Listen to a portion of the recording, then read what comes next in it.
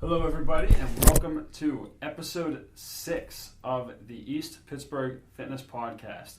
I'm your host Jeremiah Rowe, head strength coach at Case Specific Wellness and Case Specific Athletics in Plum, Pennsylvania.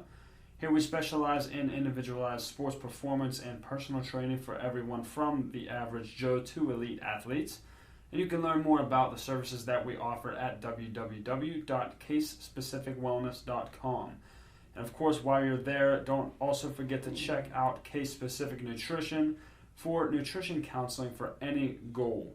We have a team of registered dietitians all over the Pittsburgh area who are absolutely awesome at what they do, and they love helping people reach their goals in a sustainable and enjoyable way that works for their case-specific lifestyle. You can find more information about that at www.casespecificnutrition.com or on Facebook or Instagram if you search Case Specific Nutrition. Now, Case Specific is a mouthful. It doesn't really flow well whenever you say it, but the number of times that I say it discussing this company is just ridiculous, and you would never know that I don't actually like saying it because I say it over and over. And while I'm on the path of saying Case Specific over and over, I thought I would introduce you to our sponsor for today's episode, which is Case Specific Meal Prep, bringing another Case Specific branch into the family. We recently launched Case Specific Meal Prep, which is a service that aims to provide healthy, cost-effective, and delicious meals for our customers. CSMP works closely with Case Specific Nutrition dietitians to provide clients with nutrient-rich meals that align with caloric, performance, and weight management goals. If you're tired of spending hours in the grocery store and cooking at home, check them out on Facebook and Instagram. Again, just search Case Specific Meal Prep, where you can find the website that is entirely too long and complicated for me to try to read over a podcast. They're working on changing the website, but for now, find them on Instagram, find them on Facebook, and they will be able to link you directly to the website. I have to say, I have had the Case Specific Meal... See, I'm fumbling over it. Just like I said, I've had the Case Specific Meal Prep meals. They're awesome. They are absolutely freaking delicious. And I couldn't be happier to have that part of the company in here now. You guys should absolutely check them out, especially if you're like me and you completely hate cooking food. I feel like I spend 10 hours cooking for 1 to 3 meals that I consume over the course of a day to a day and a half, and immediately get tired of eating anyway. So, a lot of variety. Again, I have not had a meal that I didn't like. And if you have any questions on that, you can reach out to Vince Rinaldi. His email is Vince Rinaldi, that's Vince, last name Rinaldi, RANALLI @gmail.com. He is the head of that department of Case Specific. And my phone's going off. Let me silence that for you. He'll be able to help you with any questions that you have. So, now that I have said Case Specific 1,000 times, let's get into today's material. If you're listening to this on Wednesday, July 1st, consider yourselves having witnessed a miracle, as I'm currently recording this at 3 in the afternoon on that date. I don't expect to release it today, but rather than wait for another week, since I already suck at getting these out to you guys on time, I'll probably release it tonight or tomorrow and get it up. It kind of just depends on how long it takes me to design a graphic for the social media, which seems kind of stupid to be what is the determining factor in how long it takes me to get it out. But I do these in pretty much one take. There's very little recording editing that goes into these because I don't care to spend the time to figure out the audio program enough to make it fancy and flashy. So, we'll see what happens here. But I hope you guys like the episode. The topic for today is something that I think a lot of us deal with.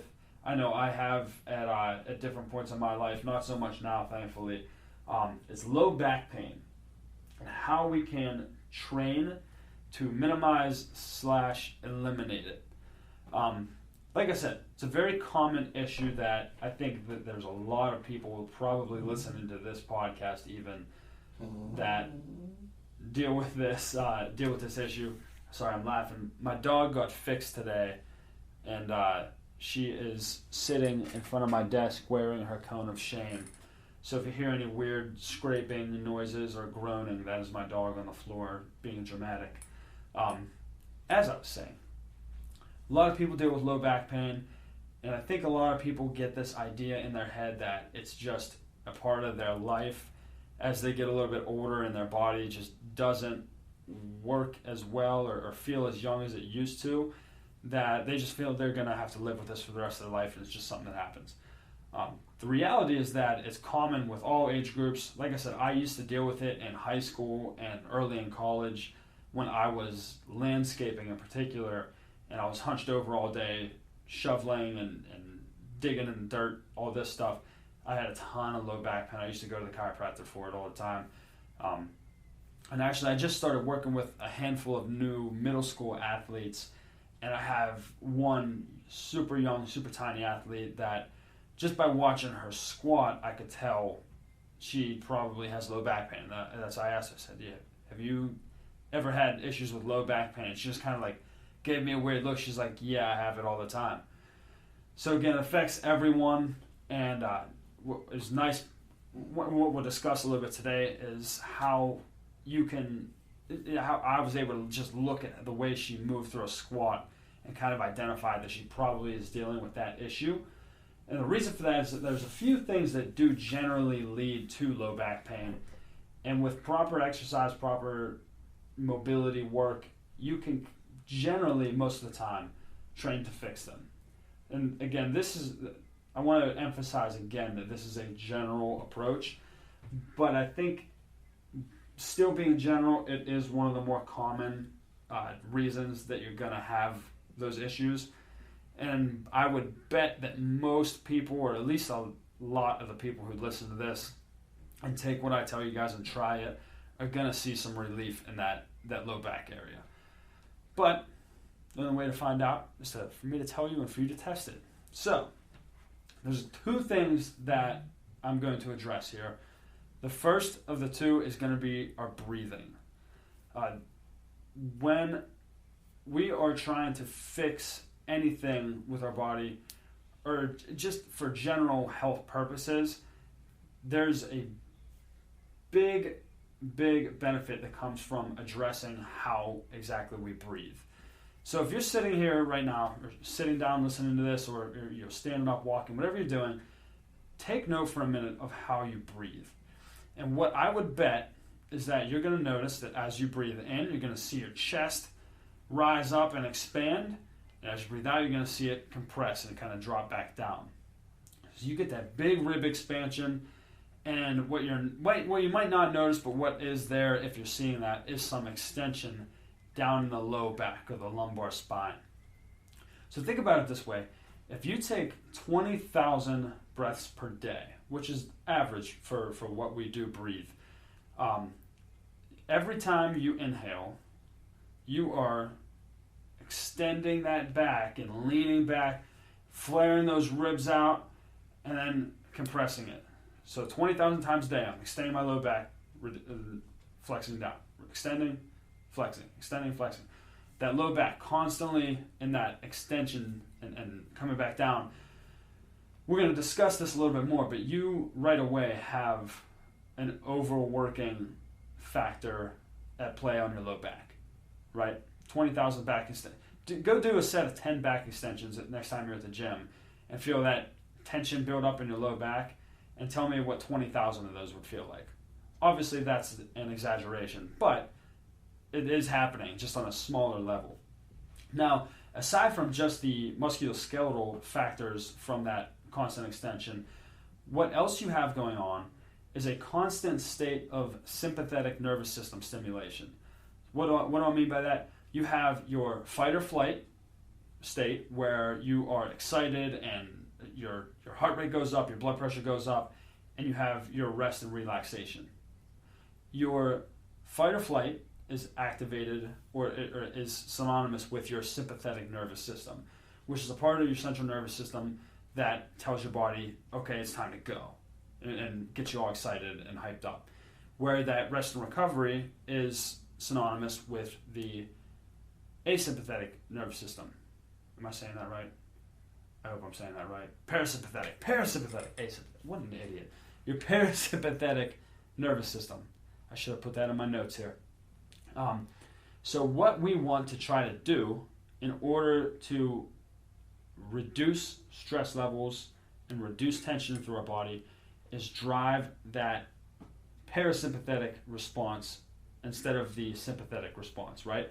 So when you have that sympathetic stimulation and you're all hyped up, what you have is an increase in your stress hormone levels, which leads to an increase in total body tension, right? So we get all locked up and tight, which is why if you go get a massage, they tell you you're stressed, you have all this tension in your muscles, and your shoulders, all this, and that is from that constant rigidity in your upper body and that constant extension and rising your chest and lowering your chest.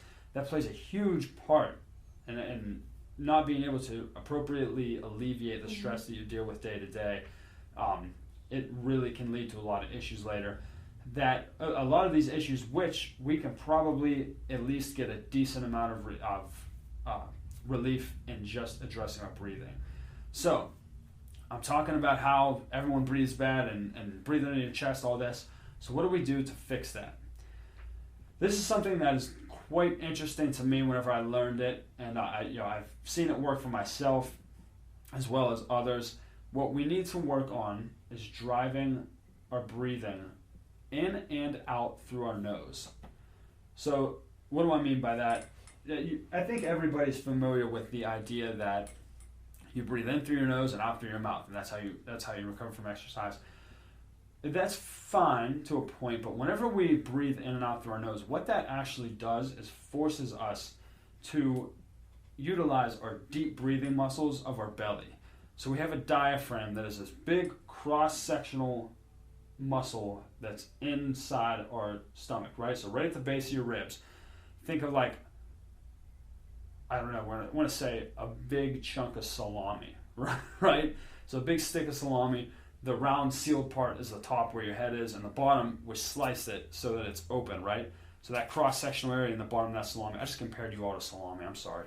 That is your diaphragm. And as you breathe in, what you have happen is that diaphragm contracts, and the section, or the center of that cross-sectional area drops down. And that creates pressure, or it creates more space in your midsection that allows you to bring more air in. And as you breathe out, it contracts, goes the opposite way, forces that air out, which just goes back to that more area, more volume. I forget what the Bohr effect. The Bohr effect, B-O-H-R.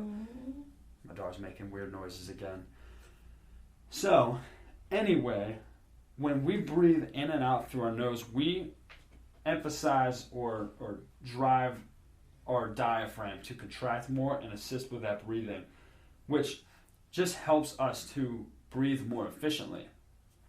Now, the reason, or aside from that, I guess, not the reason, aside from just that, we like to equate breathing in and out through your nose as opposed to your mouth as drinking, say, filtered water out of a Brita compared to drinking pond water, right? So you have all these nose hairs and this mucus and stuff inside your nose that as you breathe in, those hairs, that mucus, what it does is it catches the particles and nasty gunk that could come into your body and filters it out and gives you cleaner air that you're taking in.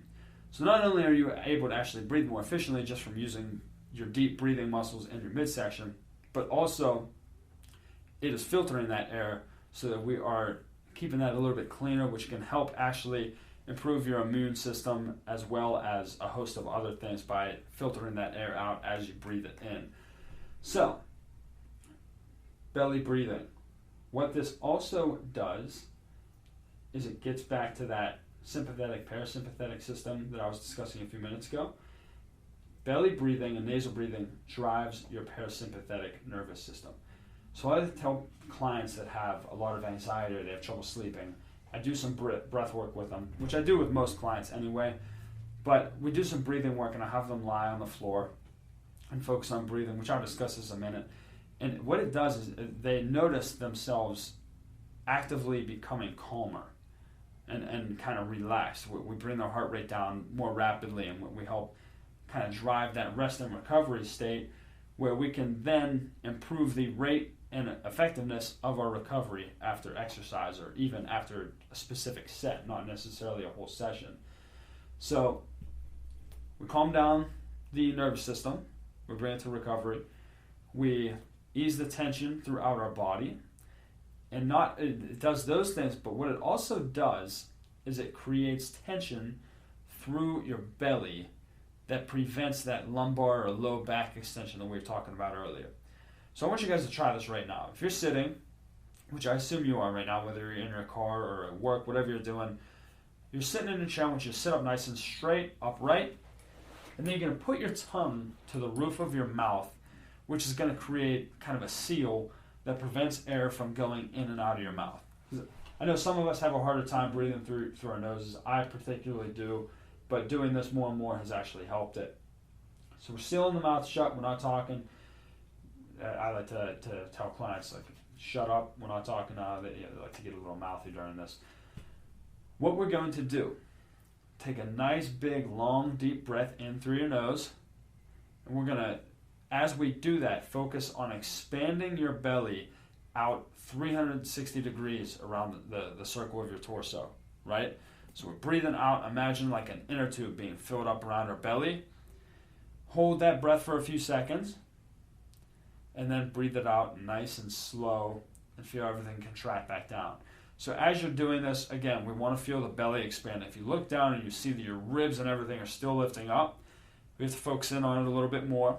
And again, you can even actually, something that might help is put your hands on your waist, right? So your 4 fingers are on the front of your stomach, thumbs on the back side, kind of tighten down on your stomach a little bit, and then breathe in and focus on expanding your belly into your fingers and into your hands. Sometimes putting your hands there or having a friend put their hands around your midsection gives you a cue to kind of breathe into those areas, and it helps figure out where you're trying to breathe to more. Because most people, this is not a natural thing, and so it's actually challenging to figure out how to breathe into your belly instead of letting your chest rise up whenever you breathe. So try that right now. Work on that if you're not getting it right off the bat. But once you do that, and once you get a hang of it, what you're going to notice is that you'll calm down. You'll suddenly feel really relaxed. You might even feel a little bit sleepy.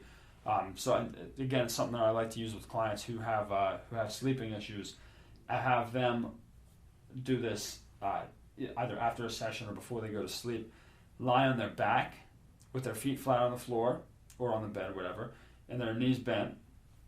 And again, do the same thing with their mouth shut, focusing on the breathing through the nose. And I'll have them put a hand on their chest and one on their stomach. And I tell them, I want to see that hand on the stomach rise first and rise faster than the hand on your chest. So you might get a little bit of that extension and that lifting of your ribs, but we want it to go into our belly first and see that hand lift before it. Because again, that creates that pressure in the belly, in the midsection there, that prevents us from arching way back as we breathe in and let the ribs lift up. So it just creates a little bit of tension down there. And again, you might notice you feel more relaxed, more calm after you do that for a few minutes. Awesome for driving recovery. And what it does, leading into kind of my next point here, is it's going to teach you proper breathing mechanics to set your position and create a brace through your core for when you're lifting. So if you just load up 300 pounds on a barbell and put it on your back and try to squat without thinking about your belly, you're going to collapse and break your spine. What we want to do is drive appropriate breathing mechanics. Oh my gosh, my dog is snoring now. What are you doing over there? We want to establish those good breathing mechanics so that we can properly engage our core, which is the midsection all around, not just your abs, to create tension and create that pressure in there that helps support our spine under a heavy load. So again, I'm going to get into that a little bit more, but I just want to make the point that the breathing does lead into my next point, which is what we call Jaundice lower cross syndrome. I'll explain what that cross part means here in a minute, but I want you guys to visualize your pelvis, like your hip bones that your spine comes down and attaches into, that your legs come out of there, or your femurs, that blocky pelvis.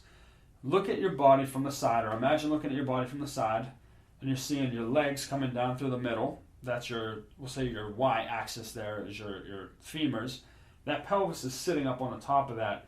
And now I want you to imagine your pelvis as a seesaw sitting on top of your legs. And that seesaw, or your pelvis, can rock forward and it can rock back on that pivot point, or that fulcrum that is your legs. Okay? Now we have different forces from different muscles that are pulling on your pelvis and pulling it in different directions. Okay? Whether that's up or down, that's what we're worried about right now. So, most populations right now, especially in the U.S., are sedentary, especially through COVID. We spend a lot of time sitting, whether that is sitting at your desk at school, or now sitting on your computer at home, sitting at the desk, or even in the office whenever you're back at work. We're sitting for hours and hours on end each day. And what this is doing is tightening up your hip flexor muscles. So your hip flexors come from your backside over the fronts of your hips and down onto the fronts of your thighs. And what they do is, if I'm standing upright, just looking straight forward, and I bring my knee up to my chest, that's my hip flexors that are acting on that. There's a couple different muscles that are involved in that. We're not going to get particular about that right now. But when we're in that seated position all day, if you picture yourself sitting right now, your knees or your legs are up in that flexed position, where if you were standing up and you brought your knee up, it's the same position there. So when you spend hours on end sitting in that position, what you end up with is those muscles that cross over your hips and pull your knees up, they end up shortened and tight. They're not strong. We're not thinking strong shortened, where we've just built up the strength of a muscle that it pulls a little bit tighter, but they just naturally shorten to that position because they're used to being in it. And what that is coupled with then is weak abdominal muscles, which would pull the hips upward in the front. So again, those hip flexors go over the top of your hips. If they're tight, what they do is they pull your pelvis. Again, think of it sitting on the fulcrum. It's pulling that pelvis forward, or pulling the front down towards the ground. Where your abs are going to do the opposite motion. They're going to pull the hips back up. So my hips are pivoting on my legs right now. My hip flexors are pulling them down. My abs pulling them up. But with people sitting in that position all the time with generally just weak abdominal muscles, you end up with a more powerful or more strong pull, pulling the front of the hips downward. Okay? And we're going to get into what that means here more in a minute. But that is coupled with also weakened glutes, which is your butt muscles, if you aren't aware of that. So again, we're sitting all the time. Our hips or our butt muscles are stretched out, they're lengthened. And again, used to being in that position, they just kind of adapt and lengthen themselves to that to just be more comfortable in that seated position. But what we're seeing then is that those muscles are now weakened and lengthened out, which the glute muscles are responsible for pulling the backside of the hips downward, which would then oppose the upward pull we see from our low back. All right? So, there's a lot happening here. I'm going to try to break it down and keep it simple here for you. So we have the hips. They're pivoting on the legs, on the femurs. We have the abdominal muscles that are a little bit weak, that are supposed to pull up on the front. They're not pulling up. Hip flexors are tight. They pull downward on the front. They are pulling. So we see that seesaw, our hips, are starting to tilt forward. okay? Now remember that your spine is on top of this, and it has to move with this, all right? Now let's look at the back side. We just looked at the front, now we're on the back. The glutes, which should pull down on the back side, are also lengthened and weakened, so they're not resisting that downward pull from the front, and they're letting that back side come up. So what you have when all this happens is that your spine, where it ties into your hips, is now curving with that angle, your pelvis rounding forward, okay? So what you end up with is that little curvature that we have in our low back, which, again, we want a little bit of curve there, but what we have now is an exaggerated curve that's much deeper than we want, that's just constantly putting pressure on those lower back vertebrae, which is where a ton of, so many of us are feeling this pain, right? So these muscles that should be balanced out and maintain a neutral hip position are now pulling the hips forward into what we call an anterior pelvic tilt, okay? So anterior means front, pelvis, what we're talking about, pelvic. So our hips are rounded forward. And what we get from that, what we see here, is what we call, I like to call it the Instagram butt, right? So these girls that get on Instagram, they take pictures of their butt sticking out, they're arching their low back, sticking their butt way out to make it look bigger. That's great if you're trying to have a nice looking butt. Not great if you're trying to have a healthy spine, and I'm taking the healthy spine over the nice butt 10 out of 10 times. So what do we do about this? We have this uneven musculature that is causing uneven forces on our hips that is causing our low back pain. Well, we know that its the cause of it is weak muscles. We have weak glutes, we have weak abs.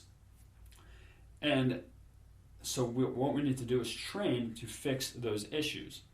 So we have weak glutes, weak abs, we got to train those with weight and resistance to strengthen them. We have tight hip flexors and a tight low back. We need to loosen those or lengthen them with mobility work. So we're going to break this down into 3 different things we need to address. First thing we need to do, we need to stretch those hip flexors out. There's 1,000 ways to stretch your hip flexors. I'm going to give you guys 2 exercises to consider if this is something that you deal with. So the first one, just a basic stretch on the floor. I want you to drop down into a lunge position. So one foot is flat in front of you with the knee bent at about 90 degrees. And you can maybe push your foot a little bit farther forward so that you're a little greater than 90 degrees on that front knee angle. But that back foot is just flat on the floor. And now all I want you to do is take that front knee and push it straight forward, and that back hip, we're going to push straight down towards the floor. So let's say I have my right foot forward and my left knee down on the floor. I'm driving my right knee out in front of me and my left hip straight down. And I'm going to squeeze my left butt cheek whenever I do that. And if you're somewhere where you can try that right now, give that a go, and I would bet that you'll feel a big stretch across your hip and down the front of your left thigh. That is our hip flexors that we're addressing right there. So hang out in that position for 20, 30 seconds, get a good stretch there, and then switch sides, do the same thing. You can't do this stretch enough. I tell people all the time, I want you to do this 2-3 times a day, at least 3 times a week, more if you can, if you have the willingness to put in the extra work for it. You can't loosen those up enough because we do spend so much time sitting in the car, at our desk, wherever. Get those hip flexors loosened up. And think about what's happening now. We're loosening up those hip flexors. That's allowing the fronts of our hips to kind of come up a little bit. We're easing that tension, pulling down, and allowing our hips and our Instagram butt to kind of drop down a little bit. Couch stretch, also a hip flexor stretch. It's the exact same thing, but instead of that back foot being on the floor, what we're going to do is throw that foot up on a couch or a chair or something a similar height. Leave the knee on the floor, but now our foot's up behind us, and we're just going to sit in that same position, do the exact same thing. Drive the front knee forward, back hip down to the floor, squeeze the butt cheek on that back leg, and that just deepens that stretch a little bit. So you might find that this is a little bit too painful for you. That's why I gave you that other variation first, where you're just flat on the floor. It's a little bit less intense on the hip flexor there. Try that first, and then if you feel like you can get into a little bit deeper stretch, elevate that rear foot up on top of something, and you'll definitely feel that from there. And there's ways that you can add to that as well if that gets too easy. But start there, see how it feels, and work on getting that loosened up a little bit. So we've addressed the tight hip flexors that are pulling down on the fronts of our hips. Now we need to address the weak abdominals that are not pulling up enough on the front. So what are we going to do for our abs? The most basic core exercise that I like to give people to just learn how to use your abs to pull your hips into a proper position is called a dead bug. If you're not familiar with that, I'm going to talk you through it now. So you're going to lie down flat on the floor on your back. You're going to bring your hips and your knees up to that flex position. So imagine if you were sitting in a chair, but the back of the chair was flat on the floor, so you were facing up towards the ceiling. Knees, hips at 90 degrees. And now I'm going to take my hands and push them, or point them straight up at the ceiling too. So now my fingertips are pointed at the ceiling, my knees are pointed at the ceiling, and my lower leg is parallel to the floor. Now in this position, especially if you have this anterior pelvic tilt that we were talking about trying to fix, you'll probably notice a pretty deep or pretty wide space between your low back and the floor. So what I want you to do now, when in that position, is push your low back flat to the floor, or get it as close to flat to the floor as you can. When you do that, when you go to press your low back down to the floor, you're probably going to notice that your abs suddenly light up like crazy. So abs they now have tension up in your abs. We're getting that engagement. We're pulling the ribs down into place, pulling the fronts of the hip up, locking that in, holding that tight. This itself might be enough of a challenge for you that this is where you need to start. That's perfectly fine. The rest of this exercise, as it is supposed to go, this is where it gets complicated. Back's flat to the floor, hands, knees up towards the ceiling. What we're going to do now is extend our opposite hand, or opposite arm and opposite leg out towards the floor. So if I'm imagining myself doing this right now, everything's up towards the ceiling, I'm going to take my right arm, keep it straight, but I'm going to raise it up over my head so that my arm is almost parallel to the floor. And at the same time I'm doing that, I'm going to extend my left leg out so it's straight and almost parallel to the floor. Neither one of these are going to touch, but now I have my left hand and left knee up towards the ceiling. Left hand and right knee, but my left leg and right arm are extended out and almost touching the floor. What you're doing there is extending this out and creating this long lever arm or a long moment arm that your abdominals now have to work against to keep that low back flat to the floor. So we extend those out, we bring them back up. Now we're going to do the opposite side. So I'm going to take my left arm and my right leg and extend them out towards the floor till they almost touch. Not quite. I'm going to bring them back up. We're just going to alternate back and forth like that. The rep range doesn't matter. Let's say it's somewhere between 6 and 12 reps each side, if you're capable of it. Or if you can get 3 each side, that's perfectly fine too. But your focus there that whole time is just keeping that back flat and flat as possible as you extend the arms and legs out. If you are having a hard time getting your back flat to the floor, your abs are really weak, you don't quite have the control of the musculature to do that, something I recommend to people is to roll up a towel and put it under that arch of your low back, because what that does is brings up the surface that you're trying to press down into, so you don't have to reach as far to feel that tension, right? So now instead of pushing all the way down to the floor, I'm pushing down part way, and I feel that towel there. Now I have something to press into, even though I don't have as much control under my abs as I would like. So that just raises it up and kind of follows the arch of your low back a little bit to help make that a little bit easier.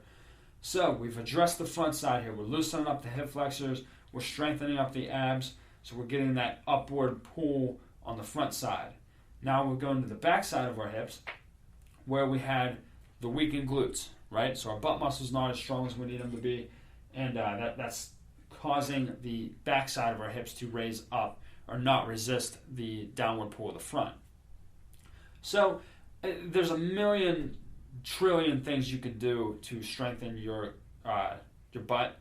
I'm going to give you 2 simple exercises to try that don't necessarily need any equipment, just to get a little bit of activation in there and get you on the path to feeling what we're trying to have you feel here. So the first thing we're going to do, or the first thing I'm going to recommend here is step-ups.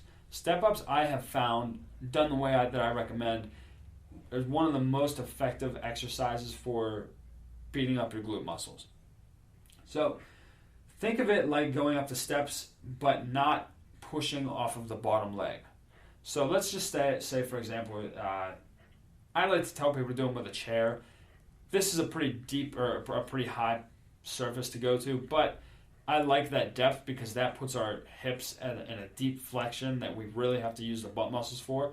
You don't have to start on a chair. Like I said, it is challenging. So start on maybe a step or 2 steps even. But I'm going to put one foot up on top of that surface. In my case, I'm going to say a chair. Top foot's on the chair.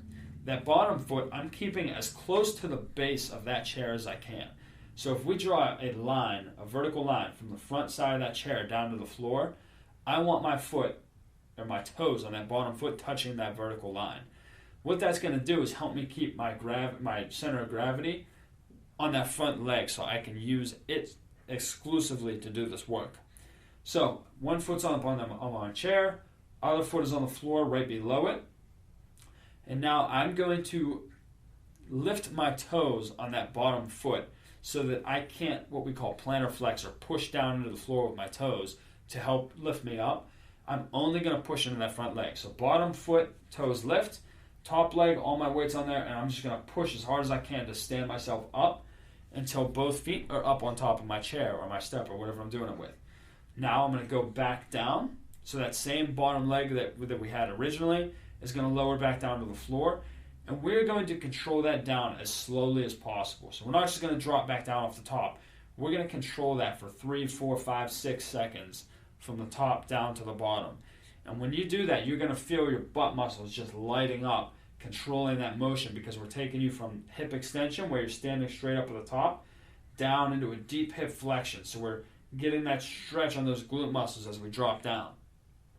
Do that for X number of reps on the first leg. Switch to the second leg, same thing. Pushing off the front leg to come up, controlling it down as slowly as possible. Those, again, that's one of my favorite things that I have found for working my butt muscles, which my girlfriend always says I have a small butt, so I've been putting extra work into trying to grow my butt bigger without going into Instagram butt anterior pelvic tilt. We don't want that. Just build big muscles, right? Second exercise we're going to look at, hip bridges or hip thrusts. A hip bridge, lying flat on the floor, feet flat, lifting your butt up off the floor and squeezing your butt to do that. Hip thrusts, in this case, our back is elevated, say on like a weight bench, and we drop our butt down towards the floor and push it back up. Either one of these kind of the same thing. The hip thrust just gives you a little bit more range of motion, which, like I said, on the high step up, we like that deep flexion to really stretch out the butt muscles and put a lot of tension on them. So let's say, but for the sake of simplicity here, let's just say a basic hip bridge. You're going to lie flat on your back, feet flat on the floor, knees bent up towards the ceiling, making sure your feet are flat. They're not too close into your butt that you're on your toes, but they're not so far out that your toes are up off the floor. Flat on the back, maybe hands right across our stomach, just relaxed. We're going to squeeze our abs a little bit just to create some tension in there so we're not arching our back while we do this.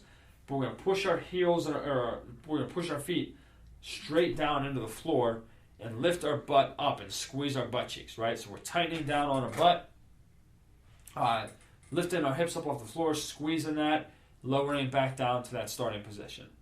So again, feet flat, back flat, abs squeezing a little bit of tension in there, driving your feet down to the floor, squeeze your butt as you lift it up, come back down.